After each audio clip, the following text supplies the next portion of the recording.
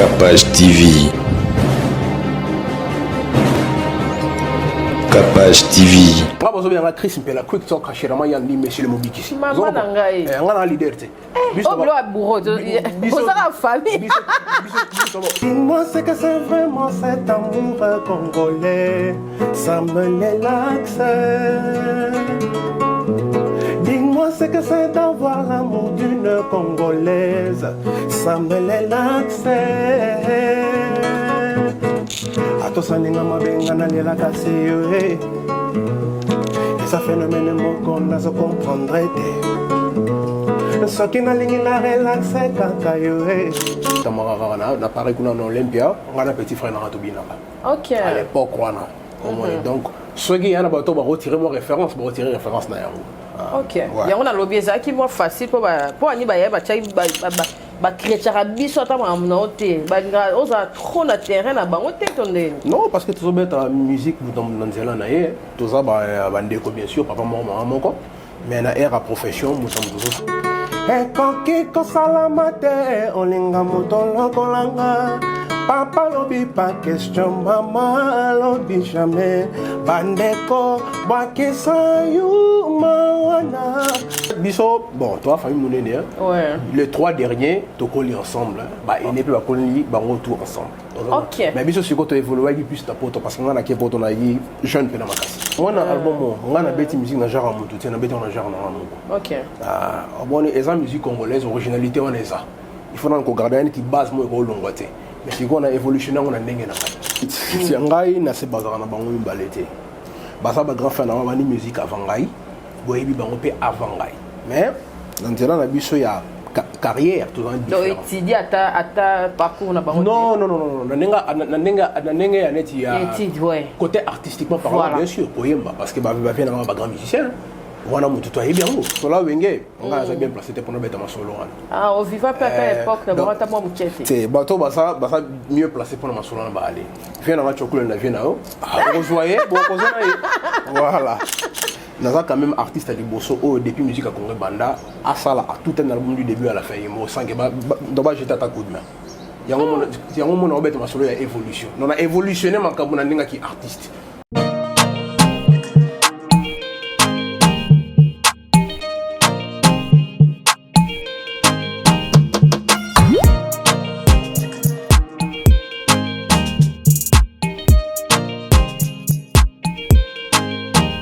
nalingi okula kokota mwasi mwana kinobala solo yebelo na moto toni cascol kama mikolo na moni voiture manèvre andimi mangana musala pona moni condition mikolo sa moto mawa na ebisio na ba droit kine Obandi lombo. na ebisio ma sécurité soko solo ya ngo ele ba voiture zo na ba bita Tika ko. ye benza base d'abord consommation moins suka na moto dance Abi basi na bibai.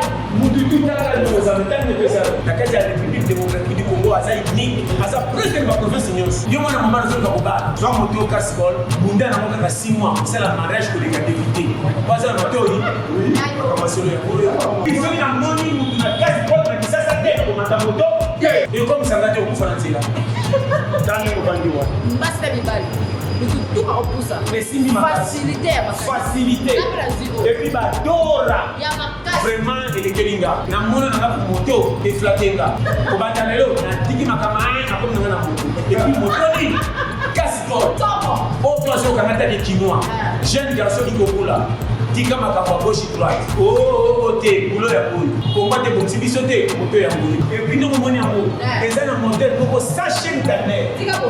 oh to kusaka moto yo kanga eza na 3 pinets na 2 pinets en plus na ko tikela na kati ya capital eza na croisement qui boga sa na barungu numéro combien 33 voici na prix ya bien et simbi na yoga en tout cas tout yoaki. Vous êtes à Kinshasa à la recherche d'un cadre au confort moderne pour vos séjours? Une gamme des meilleurs services pour votre entière satisfaction vous attend chez Ozanas House.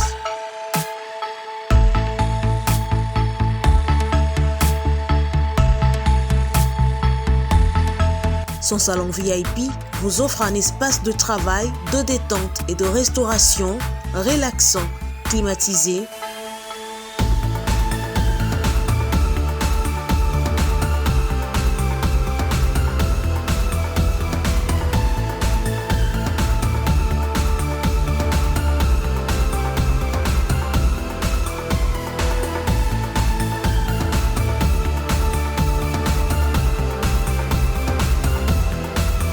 entrons sur un balcon qui vous offre une très belle vue. Et d'une cuisine entièrement équipée.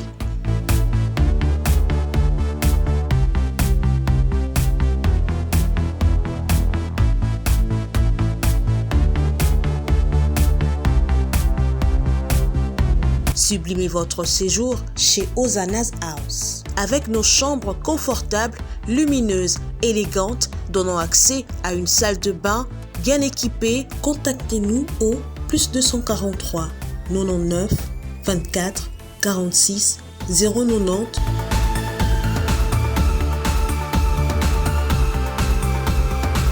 Ou encore au +61 420 513 456. Situé à Kinshasa au numéro 5 bar A du quartier Malandi 1 dans la commune de Matete, référence à Revodacom, un accueil exceptionnel chez Hosanna's House. Bienvenue dans Capage Télévision et merci de nous suivre massivement. Vous êtes vraiment belé pour Hollande Arabiso. Merci à trop pour vous êtes vraiment très disponible. Vous partagez l'émission d'Abisso à Lelo parce qu'ils allaient bien. Il y a Chris Mpela. Voilà. Nous avons Elongia Lempela, Elongia Bourron Pela. En tout cas, beaucoup de gens on a invité Bolanda papa, to maman, to ba mélanger bino na invité pour niveau au kokana. Ce qu'on a maintenant pena ya kati.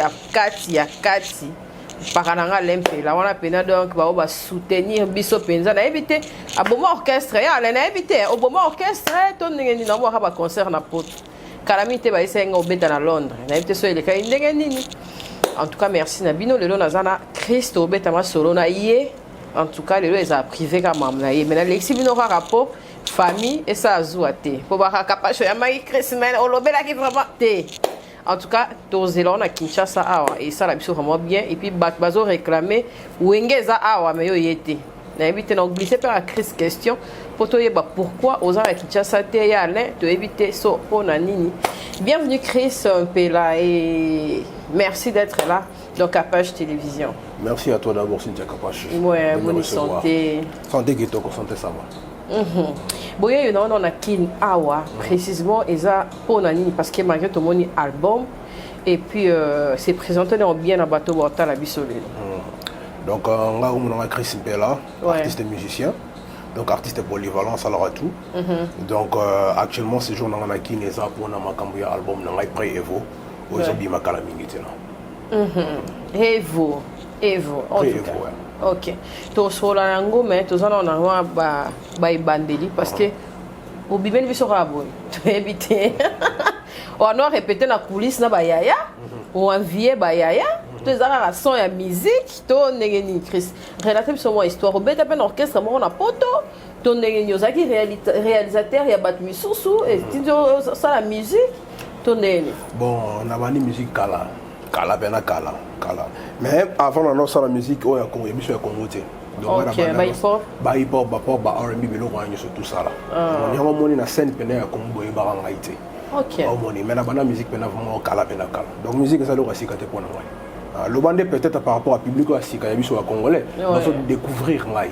Mais na bandi ba solo EP déjà.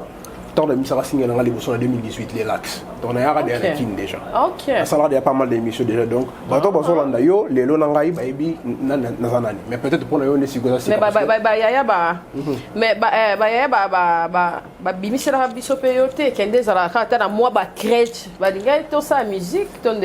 Bon. Comment on va être terrain à moi?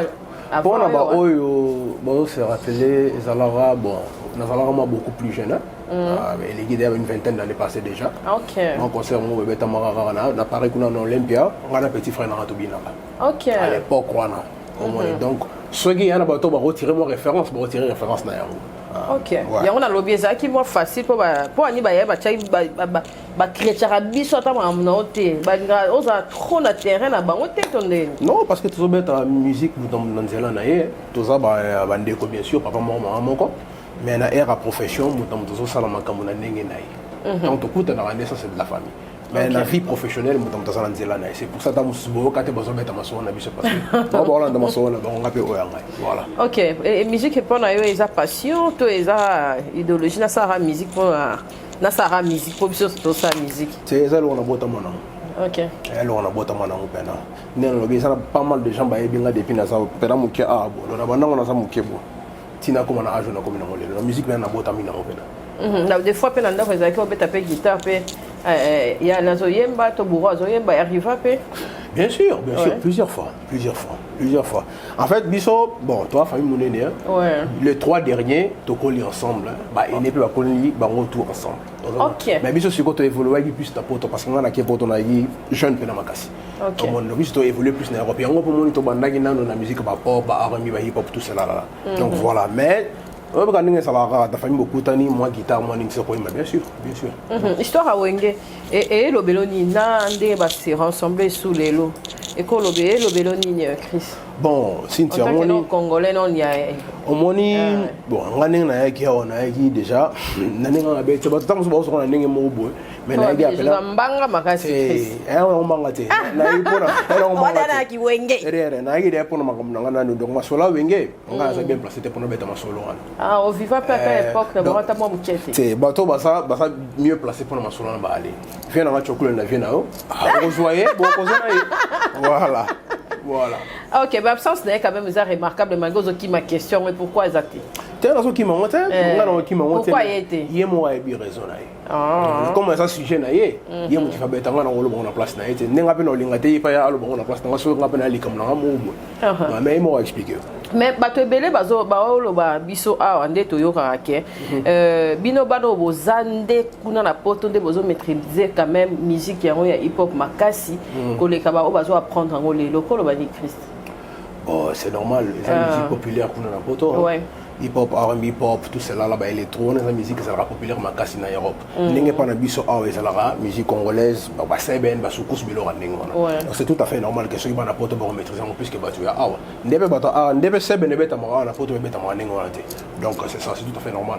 Pourquoi yo moko au ça non attaque quelques featuring na bado, ba ça dit domaine. Ba o beta musique le roi et genre na yo. Olinga ki angote moi je suis Cynthia moi na album ngana beti musique na genre mutu te na beti na genre na ngo OK bon eza musique congolaise originalité on eza il faut qu'on garder une qui base moi ko longwate mais si qu'on a évolutionné on a ndenge na ngai yango moni nde boso mona album manga mo na sali tout du début à la fin et ça ka solo basse accompagnement drum bilo tout mbunda tout ngai mo na sali ngai moko ozo comprendre donc aux égoïstes tu égoïste ngana yana thème ya album eza ko évolutionner makamba. Et puis quand je parle de l'évolution, et ça n'a pas, ma cambe belé, mais c'est un musicien, n'a quoi évoluer, faire évolutionner ma cambe, on a domaine dans la musique. Alors, il faut un sala et l'eau qu'on a une sala matière la musique à Congo. Pour évolutionner, évolution et c'est justifié quoi. Donc, oh, eza oh, tout chaud yo yé nango awa, eza ba oh, eza la manonte. Si, eza oh yo originalité, j'ai dit ezali, mais si koyo évolutionner et y a ma cambe souci à sika. Voilà. Et puis dans ça je peux dire, mais ça m'a quand même artiste à Liboso depuis musique à Congo Banda, à ça à tout un album du début à la fin, il m'a senti que j'étais à ta coup de main. Il y a un moment où on a évolution. On a évolutionné ma cabane qui artiste. Ok. Voilà. Tu as un morceau monté en acapella avant de tu as illustré le roi Yoyebi Mingi Bonassi, qui a réclamé Bilo Ononios. Mais je vais illustrer un clip dans l'icolo. Mais il y a ceux qui ont perceptionné 11 titres. 11 titres. Je vais casser, je vais 11. Je vais attendre 4. Poto Kanga. Parce que je vais dire que je vais pour l'album Simba. Ah, tu es bien sûr bien roté. Ah, tu es bien sûr quand tu es bien roté. Mais faut tout n'avoir coulé toi. Bon, moi. Non, le bakulu to beta musique na ngana bango. Soyi bango ba ebi ndela wana bango. Mais on va bien roté. OK, je te laisse le temps. Merci beaucoup. Ça là sur moi. To ka pe na voix mozo kumisa makasi boye.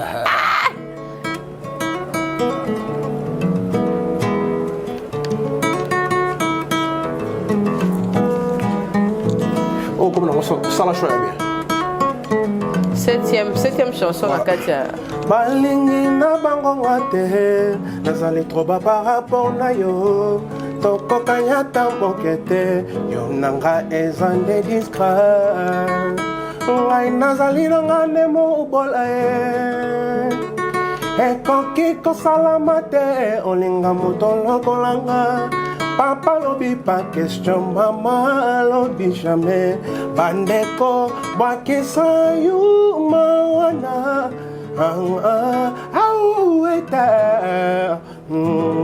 Osana souci makasi.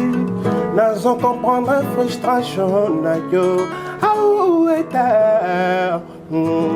Le plus important est ça, c'est ngonayo. Maman, maman. Ezanango bien koyon ke la bapa na yo. Mais tango mosusu motema liki nango te. Kanisa nanu episala shwaya bien. Voilà. Ça la choix est bien. Ça la choix est bien. Et elle là yo.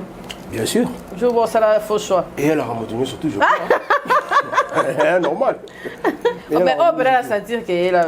Ça la choix est bien. Non, oui, et elle a envoyé. Tu comment qu'il y a? Na comment tout. Ah, OK. Banza munyo so yo. De A à Z. Ah, on appelle écrivain parolier. Bien sûr. Enfin, auteur compositeur bilo wanyo surtout. Au total on comment qui et puis na produit ça qui 60 chansons pour l'album. OK. Elle a tiré qu'à 11. En tout cas, oza batona ebele. Et là on nini oyo na musika nengo mona la musique na biso o lo ba ke non ba o miloko photo vecto rectifier on la musique na biso. Na oya lelo na era kala tant to ba miketo okola musique na biso ya rapena makasi parce que qualité à travail mutendo redominer.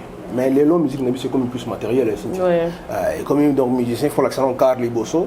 Il faut l'accent palais, il faut l'accent donc succès nous en anglais tout ça et on peut monter ça les gens musique de musique congolais et quoi donc il y a un coup presque ils ont cinq à peine artistes ont besoin d'évolution ont besoin de se concentrer dans le travail pour ils ont la place des alara liboso parce que le autre bon c'est le même là nigérien bon les miso musique bon bah comment net mais sur qui musique na bango c'est bazara na musique de musique à Congo omoni ba iba rythme na biso ba comme on était ba ambassade alors que biso ba kolon nango to vendre ba biso te donc yango pe moni za parmi ba raison oyo nga na zongeli musique na biso Congo parce que pour na reporter tout dans na évolutionner maka voilà. OK et ça ilo mo oyo batu biso nyoso to comment o mona OK ba jeune mingi oyo to ozela ke lobby boyo osela mboka mais bino nyoso beaucoup plonger dans la musique on a yo ko lo ba ko mona jugement na ndeni.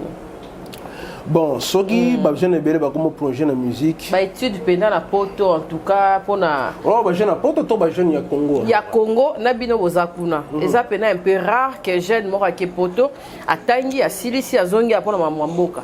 On dirait bino nyos beaucoup plonger dans la musique. Non, au moins le ça le maralelo congolais. C'est rien à voir avec les combattants. Ouais. Congolais lelo et on le bombaté congolais lelo a comme bilanda landa trop. Alinga yo kamoninga te abrier na domaine na ye. Oh bon. So tali lelo il y a des Congolais au bazo briller dans le domaine mususu. Mais to beta maso na bangote. On s'en comprend. Dans Europe 500 planète il y a jeune frère na Romelu Lukaku parce qu'il y a ça ami à petit frère na mai. OK. Omoni azo briller na football makasi. Mais biso mo na Congo, a ça la fierté à Congo. Tala robeta na équipe le roi Chelsea. Mais bato bien pété. Oui bien été. Lukaku boy bien été. Tant été le courant. Bon, tu as jeune frère Belo Raba Aaron Wan Bissaka à Manchester. Donc, ça la peine à fierté, mais tout le bel en côté. Congolais se focaliser dans la musique trop. Pourquoi? Parce que bon, tu as la vie qui star, né dans le lobby. Musicien Bassi Balada. Tout le monde veut devenir musicien alors que tout le monde n'est pas musicien. Donc, Bilanda, on a monté sali que non, que bien tout beaucoup Molanda et l'euro surtout. En fait, et pas Congolais, mais ça la musique, même dans le business. On va dire que c'est vraiment comme il y a un stock au Chine. Les logos mi Turquie. Donc comme YouTube. Donc bien bon donc Congolais en ngwana. Donc créativité ça et le rose manqué biso le en l'école Hollande. OK. Le on a parlé un mot batakina binoté kaka musique Chris kaka musique Bob et arrive à te. C'est nga mutako takine ngate parce que d'abord mon poto pas bino bonga pour imposer ba parents. Ah ngana imposer ba parents na biso. Jamais ouais. To bana po ba parents so ba bana poto bande mon na binoté. Bino l'Afrique monde mon boy. Excellent. Bravo ba parents au bazara. Wana ba parents peut-être ba memi en okuna. Wana ba parents peut-être ba lingi staff bango moko en appel na ta ya Hollande là-bas na été. OK. Oh bon. Si tanga na bien sûr na beta la musique. Mais si tanga ce qui ba parents va permettre ngana beta musique parce que nan chic na no réussir on a niveau mo ça la tête si. OK. Ah oui. Moto au moins ngana va. Tu sais ngai na salle informatique. OK. Informatique. Ndé au moins nga je parle 7 ans. Na ba langue 7. OK. Vous comprenez donc nani net ba langue européenne no ba Oyo leki na Jakindala. Français, nalobaka anglais, nalobaka allemand, nalobaka néerlandais. OK. Ozobona lelo pe na ko maintenant ki japonais muke. OK. Donc nalobaka lingala, nalobaka munoko na biso siko ya mboka na biso be ngolo ntomba, nalobaka pe. Moi je parle 7 c'est bien, c'est bien. Ozobona. Mais ba langue belé pe na classe. OK. Ozobona. Donc biso totanga ki vraiment. Ba parents ba bisaki biso borobet en musique mais à condition Botanga. Ceux qui te montrent que classe c'est comme boto kati ma musique.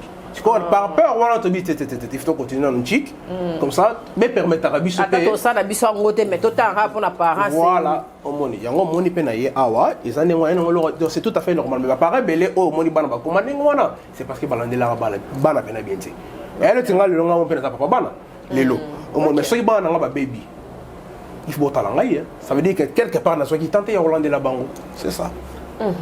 En tant que jeune Congolais, toujours en paix en tant que Congolais, et là on dit oh ndena ibisio boyma amboya éducation, oh yomo pende ozabo au déplorana mode de vie na biso na diaspora na biso mo na Congo ningo sala balere et tout, et là on dit oh yo mona apena ya pasi oh pena faut réparation sala et surtout na tout le baran na diaspora tout kena côté na bino kuna pona kaleza so mta oti poto ayete o mon excellent mais les lois a risouté na par rapport à ba base surtout ba maman mingi parce que bon ba pesa éducation mais les lois sont tali na internet maman poto mo ba oh maman poto tout à côté mususu mais il y a poto pena voilà. Bon, par rapport à l'éducation, au moins si tu es poto ça la capable de s'éduquer bien. Il faut dans le lot à liboso un bolingo ezala. Et puis il faut y ba to za la nani identité na biso. Moi, on a un Congolais, mais ça montre monde en général partout dans mon pays. À bon identité. So, remarquez bien, on a un petit peu d'autres. On a la fin de la porte, ça fait presque 30 ans aujourd'hui. Mais naïe, ah, on a zoom dans le bon, on a tolo, on a sans problème. Mais maman, c'est un bus belé, quand même pas. Elle même pas par où commencer. Donc, à Romo, quand même, mon konaye, mon soni. Vous comprenez? Donc, et là, on a des taux bananes dans la yango. Tout ce qui est complexe, tout ça, on a tout total libre tamboka misusu bani tout ça donc tobo sana qui nous sommes réellement donc et lo kaliboso il faut to banana no yango so qui to bandi yango bolingo siko parce que congolais ennemi ne kaka congolais ozomona tozo bebi sa culture na biso na biloko ebele ngana mona ba biloko misusu oto lo bango ba combattant biloko ebele bani tout ça dans tout cela ngana mona ba c'est pour mona na pamba et na ngali kamuga ya dialogue bo solo là mais et lo zo ma biso ni trop de kibongai de kibongai ngabo et le mututa linga ba mona ka ye danger oh mona or que yango soyi mututa comme un état d'esprit on a il y a un dialogue ça le mandine parce que dialogue c'est nga mutu moka kita pour faire comprendre bandinga mais mututa boyo kita mututa ra likolo yango mon to so beba yango peso ça na keno que ene so bota kaka na mutema na biso et puis moi to avancer ezala te ezate OK donc soki total na makambo to banina no ko analyser pena makambo wana au mona oh tout le reste est reçu vraiment. Voilà. Et le autre monde Chris Ozongi Mboka avant to ko matok zongana mambu ya musique. Aux vraiment très intéressant na plateau na ngai on a memo pena mambu no itali biso moko bomoto na biso. Lelo so totali lelo to mutota ba jeune au baza peut-être au ba revaler koke poto parce que tu as fait 30 ans mobité na zongana na mabele na ngabo koko po nazo pe important oza mais lelo jeune nyonso mo na tenga pe fona kende na beta moi Florent Roi Chris ngape fona nyata ngape fo moi relax poto kuna ne makambu vieza kuna mingi ba olemba déjà mais là on y oko isa ba toi qui va jeune il peut se retrouver aussi ici mutako se battre pe na mboka na ye pas comme appel moto to vie pena o ezala kuna ya onde pena de paradis non pour tes paradis bato babi loin de là côté rozala paradis au moins il partout pas sur ça mon kilo qui peut être un mot kanini pour réussir dans la vie, et c'est un détermination, discipline surtout. Discipline. Biso et le ressourçant la jeune biso et belé détermination, na discipline. On bon jeune et belé, soyez bazo ta là-bas mon apporte ça danger pas ni ba ta la nini kolata. C'était mal. Kolata, bani ba voiture bani ça mais et l'homme balobara, l'apparence trompe. Mutu mususu mona ati pena costume nzo kaneza mpia keri ya rosarana te mais yo monenga na la parce que oyebi été au monde donc avant on se baser sur eloko zo mona il faut regarder au-delà de ce que tu vois au monde même si oyebi te luka pena obeta recherche na yo pour comprendre non les camps et l'euro pena lobaki on a émission ya confrère na Omorobo Franck Stemai voilà donc na yebi ça il pas tout na même question na essayer ba jeune tozo kende na vitesse moko ya trop mais sans que toi ba eloko ni nezo zela biso liboso so otambola trop vite sans que o banana ko étudier ba pas ni nezo sala obeta libako ko ya mabe au monde donc eloko ba jeune il faut faire attention surtout yangwana ba on va so mona Europe que oui né na zabo c'est parce qu'avant na poto yango te permet c'est vrai que na Europe ba opportunité lelo eza ko leka biso mais pourquoi parce que ba européen ba oka na entre bango européen a solo laka européen a une identité na mais ce que biso peut to saler et pas na biso peut opportunité moi parce que ngana oka ba parents na vie au kalo ba vie au camp lo ba toujours petit ngana ba années 60 qui ne sera le roi paradis na ba 7 ans wana ba assurance c'est là ka ba bilo papa na atanga à l'université na bourse mais pour ni lelo ça la ici ça veut dire que quelque part au moment que eloko moyen ça ne va pas écotana mais toujours arriver à ko résoudre en côté donc c'est ça donc c'est basé que nous que poto so unité et l'autre très important ça discipline détermination et puis qu'on rêver aussi tu peux rêver quand tu as la détermination et la discipline euro permettre de rêver parce que bilo on a mis balé muto ero sala que au comme place au lingo comme c'est rien à voir avec au poto tonné pas y en a pas tout na poto si Cynthia il y en a bon comparer vite à la lanzela à l'air lanzela mais avant dans la poto comment tu expliques ça alors voilà. Merci en tout cas Chris tozongi sikoyo nandule na biso normal et siko e bangisi yote to yango nde muté bangisaki yo kokota na kati ya orchestre mo songolo pakala ndo bona pena ke ya lino akoma nde carrière na ebité akoma ye mo en solo nde bourreau pa koma en solo omonika ke moyena ya pe na orchestre mo songolo ko émerger exactement ça non nzela na ngala misela nzela na ngamo. Bon, bien on va dire, si Angaï n'a pas bazar na bango balete. Basa ba grand fan na bani musique avant Angaï, boyebi bango pe avant Angaï. Mais dans cela na biso ya carrière tout en différent. Donc étudier ata parcours na bango. Non, na nenga ya neti ya étude ouais. Côté artistiquement parlant voilà. Bien sûr, koyemba parce que ba bien na ba grand musicien. Wana mutu to yebi yango. On se comprend. Donc ça sera toujours ngwana. Mon kolo sera bandi, moi na muki alanda kaka. Mais soyez moi cela ne veut pas dire que c'est exactement oyo ene na ya mais l'orchestre na biso nyonso wana do c'est l'orchestre wana lo belanga lo parce que nga vision nga ngini mususu OK nga vision nga zala ite na bimata mususu na sima moto vision nga tamuso dengi na bimanga imoko ozo comprendre yango pe moni na mona ki utilité yaro intégrer ba groupe wana eza na côté ozo comprendre et puis il faut dire aussi wana eza ma génération précédente nga na ba ta génération wana te yo génération nika nga na ta génération evo ni au 4e, 5e, 6e, rien à voir. Dans ta génération évolue. Donc, génération moi, c'est il y a kaka na évolution kaka. OK. Voilà, on va faire partie de la génération évolution. On a payé pré-évo, donc préparation de l'évolution. OK. On va nous préparer évolution, c'est ça. Est-ce qu'on a préparé évolution on a les concert bakata, babylone bakata, il on est fortifié pour ça la musique. Ba concert bakata ouais. Les bobé ah bino bana poto ne bobeta oh benga na emi tu vas concert beta non ba concert beta mara non moi ba chez jongati na ba misusu mais beta mara ten grand frère na nga Alain Bella beta ki kasi ya misa poto tu ba kapo non peut ngana ebité neni makamona ngana na apprendre yo concert beta mara non en tout cas makamona concert beta kuna ngana ebilo wana tantu ngana ebi concert beta ah Chris faut qu'on t'appelle kuna concert beta mara faut qu'on t'appelle kuna boyeba le roi peut-être amusu pona bato bazana problème na bato misusu concert pona bango beta mara là peut-être mais ngana ebi concert beta mara non OK kona yo beta donc ngana makamona mais ça là faut quand même moi peine les ala na kala ki ba concert ba beti kota pe la da pe ka te ngana ça là pas si ezande que musique na musique kita OK ba musu ba ko molia biso et là on est na ko karaté pena yango parce que congolais yuzo ka congolais na musique mutaleki biso te mais neni biso kita bo batimo bo et puis musique mo pe malonga pena te et ba zo lia biso passe na ngande yango wana mais ko makamba concert to neni tout wana normal ça na ngara ouais mais tu as des amis ici artistes na kin non attends yevo ata mon côté ata moi 2 3 des amis artistes non j'ai des gens que je connais bien évidemment évidemment mais nané ko musicien mo to kanga mangana to neni non au moins on a moi genre tonné c'est important c'est exactement na mona on ka moi genre tu sais mais nena binga zo évoluer dans sala nzela na ngai na bandi yango na ndenge moko boye OK siko pona ko sali sona kola na kin peut-être na ngana za bon rebelle te même sous bazan bon ba ya ba kona hakuna na bona partir en musique na neni yango mo luka bata awa Oui, ça n'est pas amitié dans les musique. Amitié, oui, amitié qui par place aux athées. Mais n'est-ce pas que dans le domaine artistiquement parlé, artistique.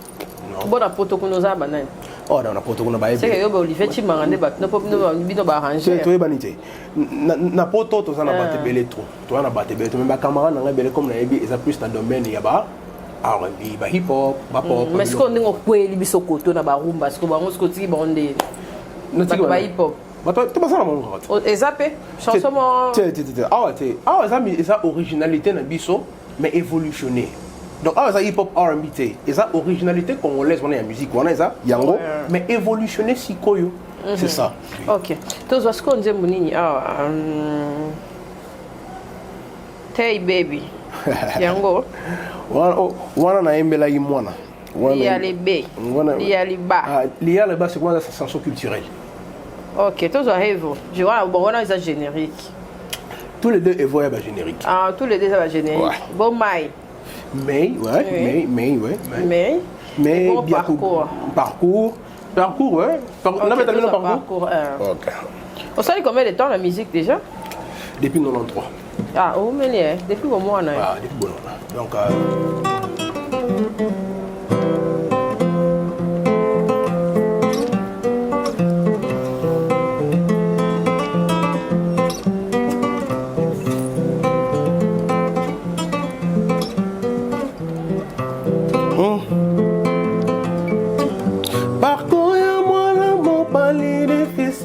papa nezandenge nzambe asala nela ezana mabulu epele okomo pasi mingi ava okoma na destination na yo ebele esi bakwea bakoma tina suka te ponzela ezamorayi molili pe malili ozoyoka yango na sango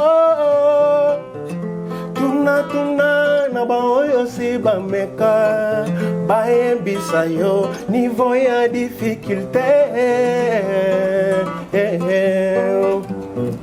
bakadia baza epele zala vigilant noki badindisa yo moninga na yo de vérité chaye pene noki okosimba mutu.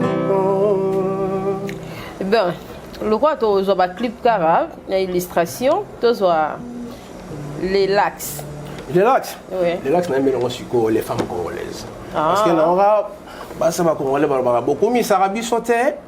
Bien non kaka boye surtout biso bato to vana na poto kuna bala mindele bani ça tata ya na bibo oh te biso to to zandenga wana te ko ba kumisa ka bino pe bazali. OK, let you. Bien sûr. Ngana bota na mindele te na bota na congolaise 100% de père. Kitoko.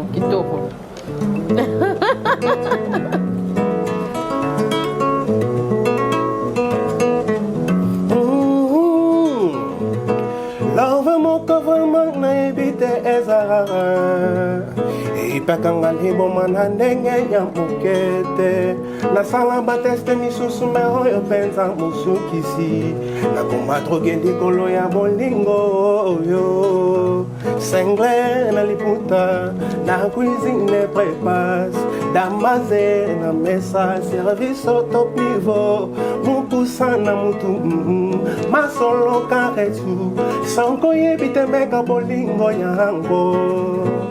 Dis-moi ce que c'est vraiment cet amour congolais, ça me relaxe.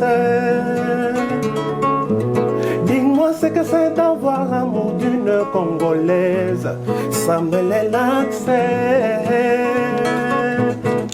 Atosaninga mabenga na lela kasi yo et ça phénomène moko nazo comprendre te. Soki nalingi na relaxe kaka yo special love nazo bien ngo relax. Voilà, on a relax. Merci Chris et vous. Pré-évolution. Tous en Partout. À partir le 11 juin, dans la plateforme nous surtout, et évidemment en physique déjà. Disponible partout le 11 juin. Hôtel na se oche boy lindanda na sima na sko ba immeuble. On a expliqué pour prochaine année. Ben oui. OK. On a moni monument. Oh donc on a expliqué que non bitumba. Vous avez une moto. Moto on a sur na zo bula. OK. Na zo bula yo mona sima na siko na zo batela place biso to sala. Dans building on zo sa ville. OK, mais monument là, il faut bien bixer à côté. Oh, et ça, on a un côté. Ça, on a pas bon, ça, on a pas de bien sûr. Monument, ça, album, il y a album. Mais faire des médailles, on a awa. Pour la sima, on va Dubaï. On va protéger Paris. Exact, Paris. Il y a le biseau, c'est ça, tout n'enga. Donc, tu as kabolo idée. Et ça ville na biso évolué. Ba building zo beta. Ah on a le gars na boulevard na zo mona ba building zo beta en bani tout ça. Et comment? Et on a kimio qui te remet fort, tu le sera et bonne. Et Roberta.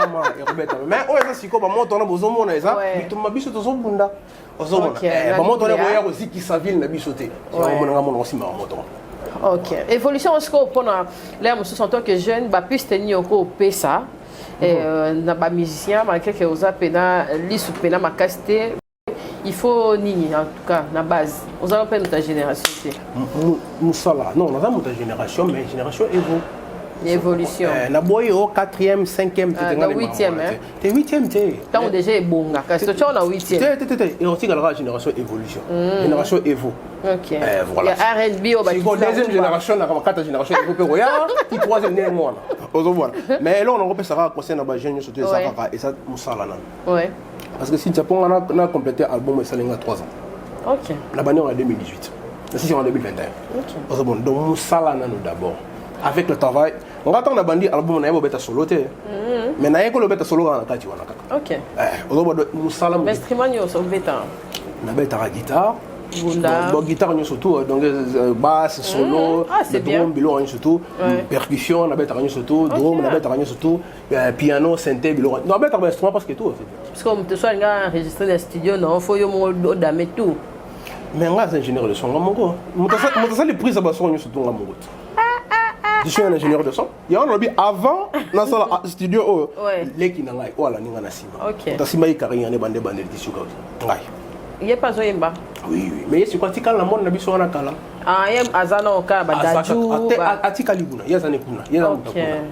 Il s'appelle comment? Il s'appelle Pistis. Na YouTube to lukende. Pistis Mbelaga. Ah, OK. Ah, c'est bien. Répondre à l'évolution dans ma piste non. On comprend. Donc voilà.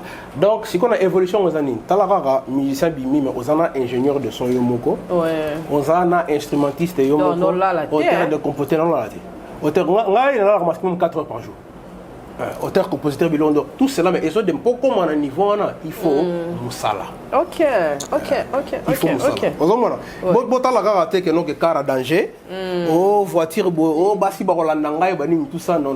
Mais ça, c'est bien bassi barolanda, mais moi, c'est pas les gambales ou à se promettre aux produits. Oui, mais il faut ça. Ah, voilà, je suis qu'on se voit dans l'eau, tu vas dans ma soleil. On se répète, donc, Bami Pessa dans Moussala. Bami Pessa dans Moussala, oh, tu en es rien. OK. Merci Chris, on est arrivé à la fin. Namoni okumisi moi c'est à Congo mais nande toyo ke la rapena mokuna baso dirait moi genre mi tozo pela makasi banongo bazo kokate sora longwa ke kuna ebi de banzela Paris to ya Belgique to États-Unis mutu makasi bablo mo abongo. Bon. Mais okumisi ba makasi ke sofona zo pongi fo moi c'est qui ça ya Congo congolaise boena bo. C'est il faut to mi kumisa kakati. Au monde on les linges sales c'est lave en famille. Biso siko le linge sale et ça laver sous la famille c'est comme qu'on se laver à l'extérieur. Yo mo bien. Bon finga na nenga bien té. C'est vrai que mais à cité mais les hommes aussi je dis pas que donc faute on est à faute bah sinon quand nous sommes mobile beaucoup moi soit qui mobile doit salaki on te commissionner nwana. Il y a dans le but en faute ça à côté partager. Mais to vendre na siko ne to lu kana to résoudre problème. OK.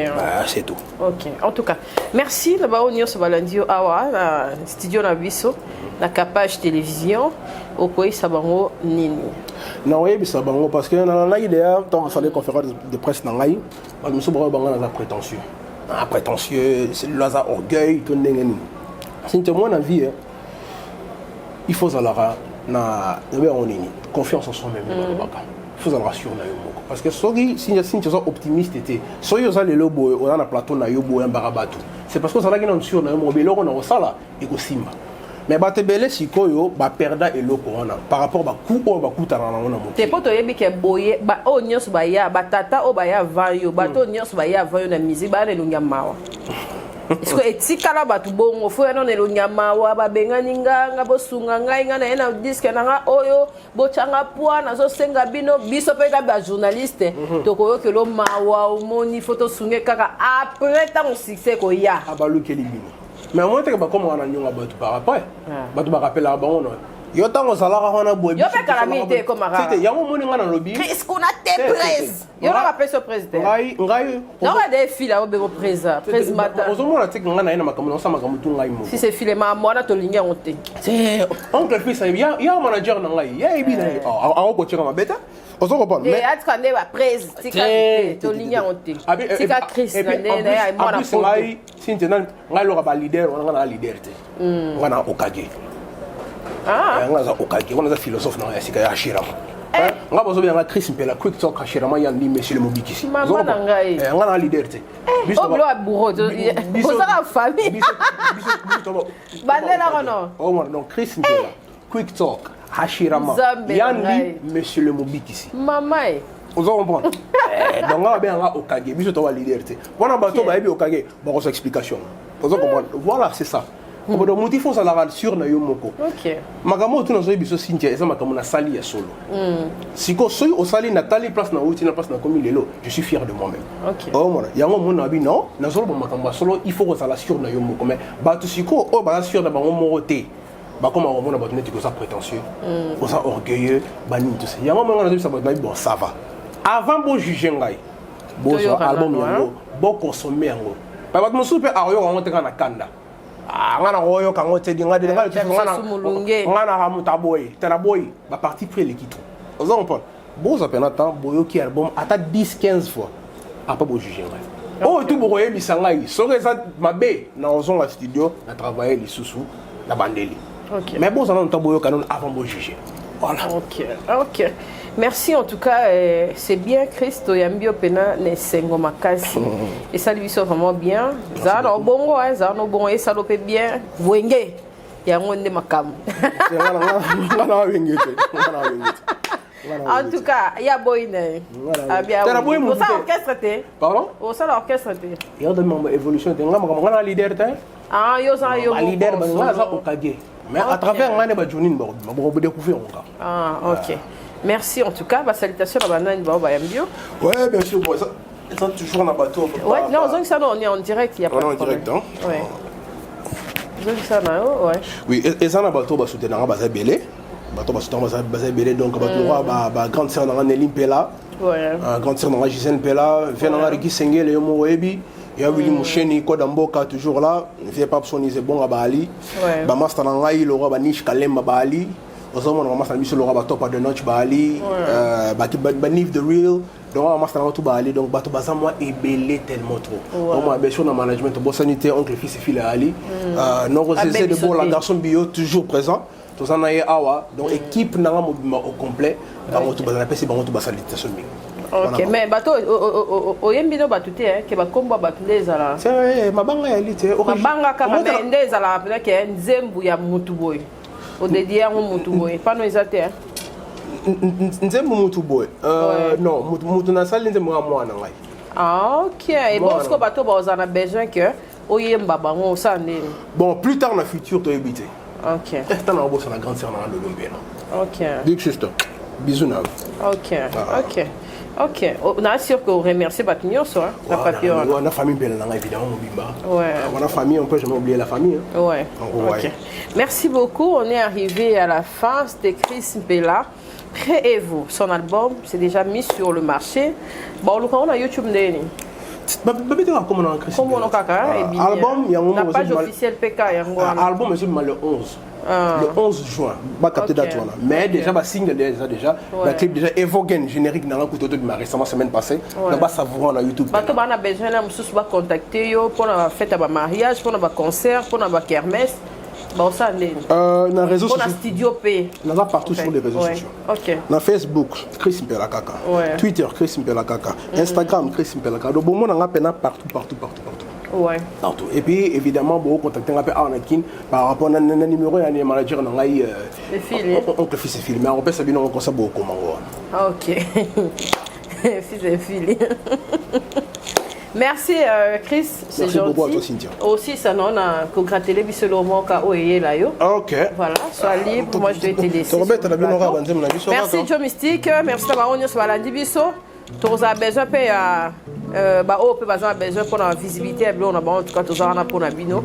Nzambe a pambola RDC, a pambola bino bolandi biso, bocha Chris, mpela maboko nde bocha bayaya. Ba fanatique nyonso ya batu nyonso balinga pena musique na biso. To ponite oyo boy. Ba gola de ba na fils et fille boya. Batawata déjà boya batu nyonso wario biso to ponate. Bino nyonso pour soutenir Chris Pela et ça la biso bien parce que musique est commis et évoluer. Voilà, merci. Bye, à la prochaine. Au revoir. Napesi mama bile pour ça. Aïe besa kinga krise mukola okokola. Onko sala malamu ebele me batu batoni makayote. Maloba solo yangone na zomona lelo. Nyasa ngana salaki. Ona bolingo yangana yo ekola. Kobaka yangone afulu. On t'aime salanga passima. Le beau s'épée souvent avec. Oye besa kenga de cœur. Bolingo esi lanango banakala. Oye besa kenga de cœur. Ozala qui n'est qu'au profiter. L'enfance nanga maman. Ben comprendre maman. Oh yeah. Voilà.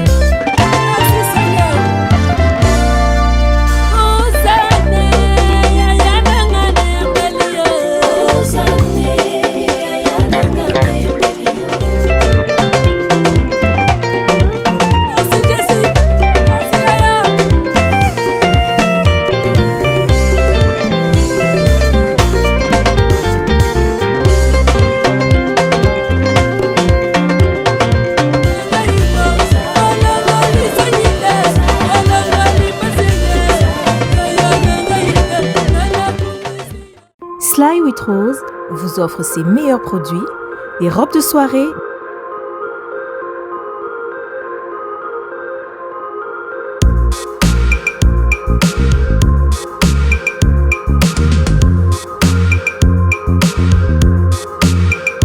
les sacs, les chaussures, les perruques et d'autres accessoires.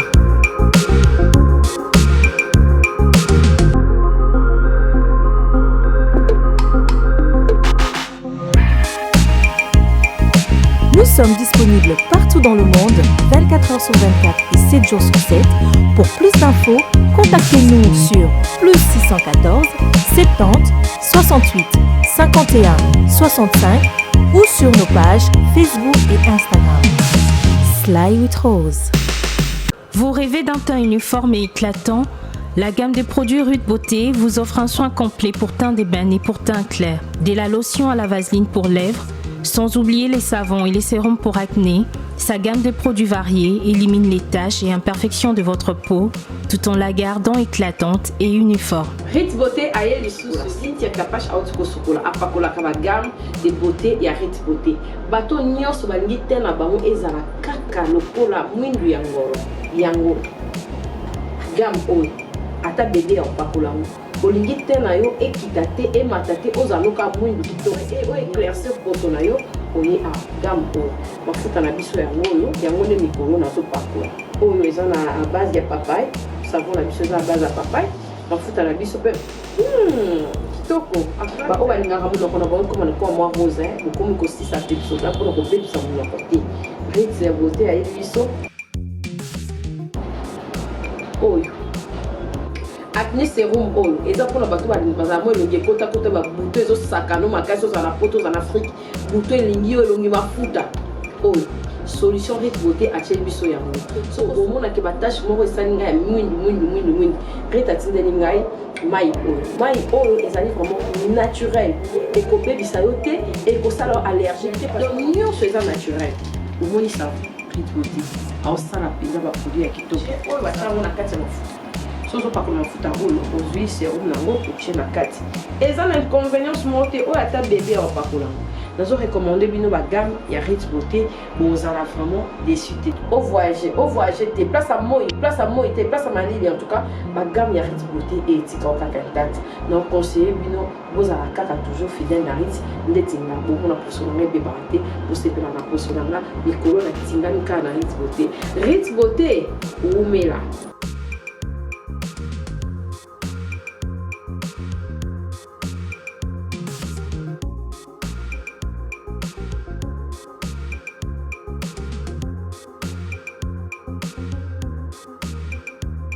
Utilisez-les dans vos soins quotidiens pour un résultat sans précédent. Fier de ma peau, fier de Ritz Beauté.